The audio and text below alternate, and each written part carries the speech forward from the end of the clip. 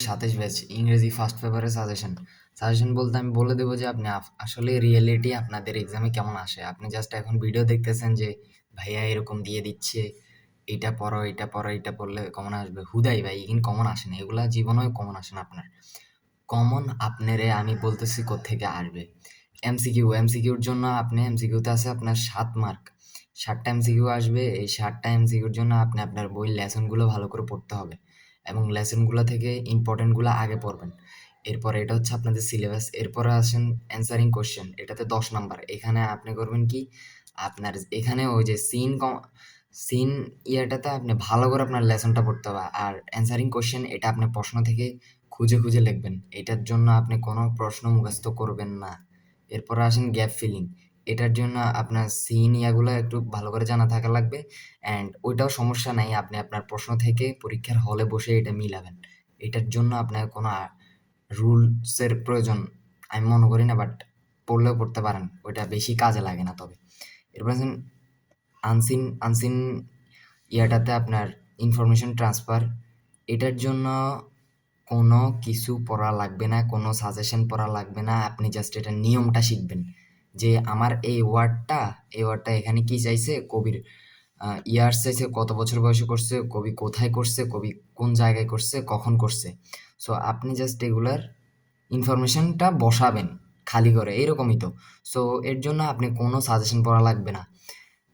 And এই video শেষে একটা কম্প্যাক্ট সাজেশন দিব যেটা আসলে আপনার জন্য কার্যকর। অন্য কেউ যেটা বলে না সেটা আমি বলবো ইনশাল্লাহ। এরপরে আসেন রাইটিং সামারি। সামারির ক্ষেত্রে কি করবেন, ফরম্যাটটা শিখবেন। অনলি ফরম্যাট, নট কোনো কিছু মুখস্থ।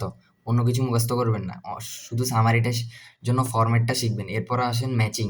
ম্যাচিং আপনি ম্যাচিং আনসিন, এই যে ম্যাচিংয়ের ক্ষেত্রে যদি আমি এখন বলি তাহলে আমার এখন বলতেই হচ্ছে আপনার স্কুলের ইংলিশ টিচার যিনি, আপনি দেখবেন যে উনি কোন গাইড থেকে বা কোন ইয়ে থেকে আপনাদেরকে পড়াচ্ছে বা উনি কোন ইয়ে ব্যবহার করে, দেখবেন ওইখান থেকে হুবহু তুলে দিবে। ওইখান থেকে প্রথম 20টার মতো ভালো করে পড়ে যাবেন। ম্যাচিং, সামারি দেখে যাবেন, ফরম্যাটটা ভালো করে শিখে যাবেন। ইনফরমেশন ট্রান্সফার দেখে যাবেন, ফরম্যাটটা শিখে যাবেন। এই দেখবেন যে উনি যে কোনো একটা মডেল টেস্ট টুডে দিছে হয়তোবা, আর না হইলে ওই মডেল টেস্ট থেকে 4-5টা মডেল টেস্ট থেকে আলাদা আলাদাভাবে দিবে।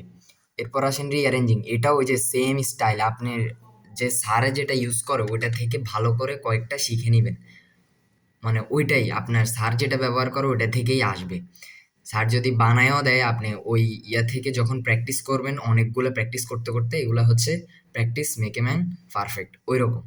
সো এরপর আসেন অ্যান্সারিং কোয়েশ্চেন ফ্রম পোয়েম। এগুলো আপনারে লেসনটা ভালো করে পড়তে হবে, লেসনটা ভালো করে বুঝতে হবে, দেন নিজে অ্যান্সার করতে হবে। নট গাইড বই থেকে মুখস্থ করে অ্যান্সার করবেন, এরকম না। স্টোরির ক্ষেত্রেও ঠিক সেই রকম। এরপর আসেন কমপ্লিটিং স্টোরি। এটা আপনি জাস্ট কবিতার যে ঘটনাটা ওইটা মনে রাখবেন। স্টোরি তো সাধারণত 2 রকমের হয়ে থাকে। সো এই স্টাইলে আপনি মনে রাখবেন যে কি হয়েছিল, ওইটা দিয়ে নিজের ফ্রি হ্যান্ড রাইটিং দিয়ে লিখবেন। আর যারা মুখস্থ করতে পারেন তো মুখস্থ করবেন, বাট মুখস্থ করে কোনো সময় ইয়ে করি না, কজ মুখস্থ করে আপনি বেশি কিছু করতে পারবেন না।